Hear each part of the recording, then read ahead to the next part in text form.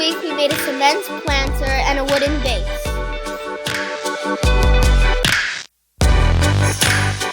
This was the first time that we used concrete, so don't judge us too harshly.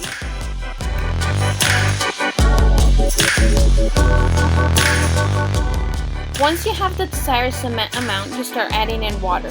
We got it to about a cake batter consistency.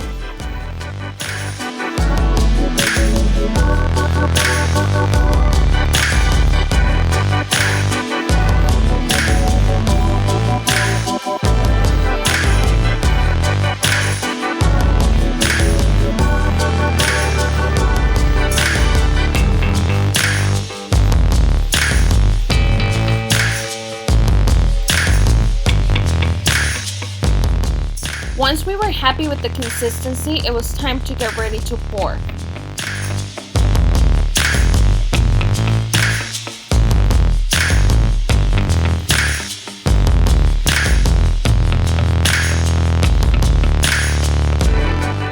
In an attempt to reuse the buckets for future projects, we decided to cover them with wax before pouring in the cement.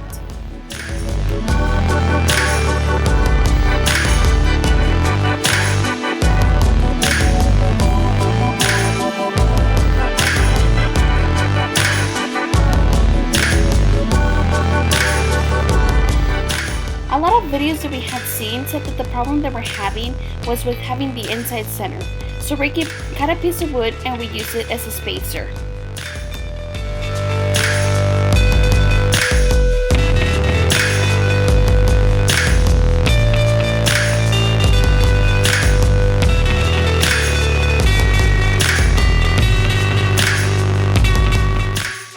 Once the insert was secured inside, we started filling the sides. It turned out to be a little bit harder than it seemed.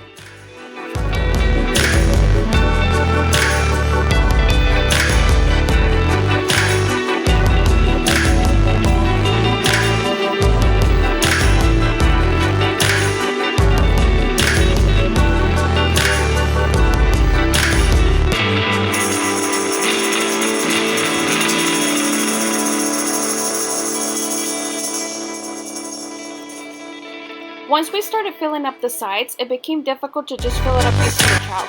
So we ended up putting on some gloves and scooping in the mix and putting it in ourselves.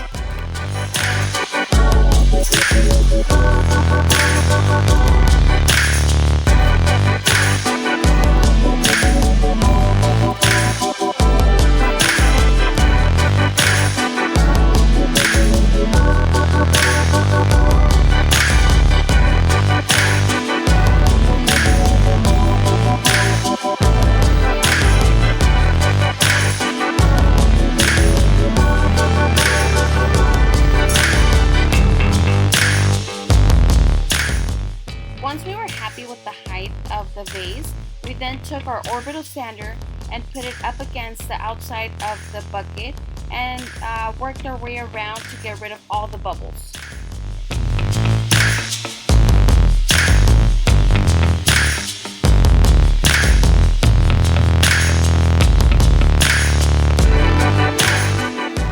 Unfortunately, our spacer did not work as well as we had hoped. The insert kept on rising, so we had to put in some bricks to try to keep it in place. Unfortunately, that also affected the way that the spacer went in, and once we put it back in, it didn't exactly stay in place, which in turn it caused for it to be a little lopsided. But from the outside you can't really tell, and since we were using it for a full plant, it didn't really matter in our case. And then it was just a waiting game. We had to wait at least 3 days for it to cure. We would cover with a plastic bag to slow the drying process, just because if it dries too fast, it can cause it to crack and break.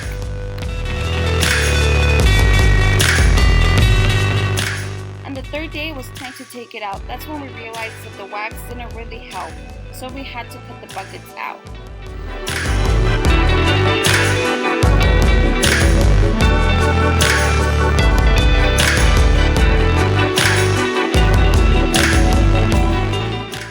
And while we worked, the kids played.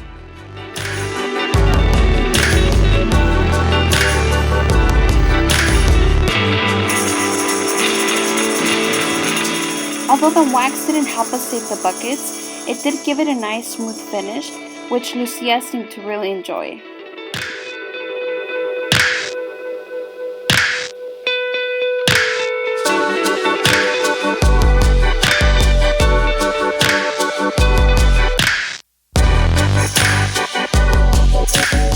I wanted a modern base to go with it, so Ricky made one using a 1x2 and a 2x2. He started by measuring the diameter of the vase, and then he took a 1x2 and cut it to size. Since we needed those for the base, he cut two in the same size, and then he cut a little indentation in the middle so we could cross them and put them in together. Then he took a 2x2 and cut 4 equal pieces to use as legs. Since I didn't want the base too tall, we cut them short, but you can adjust them if you want yours taller. Once we had all the pieces cut to size, he put them in place so we could see about where we wanted them to be placed, and then he carefully measured the middle so he could draw screws. Once everything was cut to size, we did a dry fit just to see where we wanted everything to go. Then we carefully marked the middle so we could see where we wanted to drill the screws in.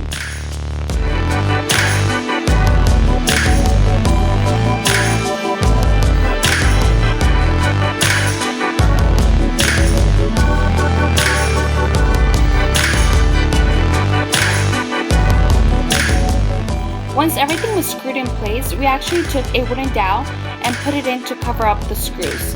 It gave it a cleaner look.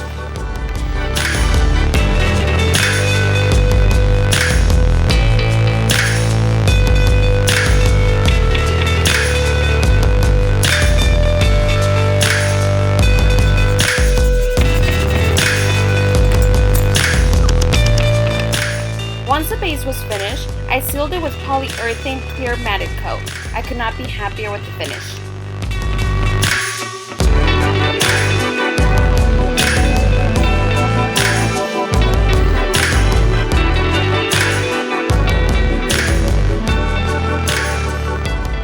Don't forget to like and subscribe.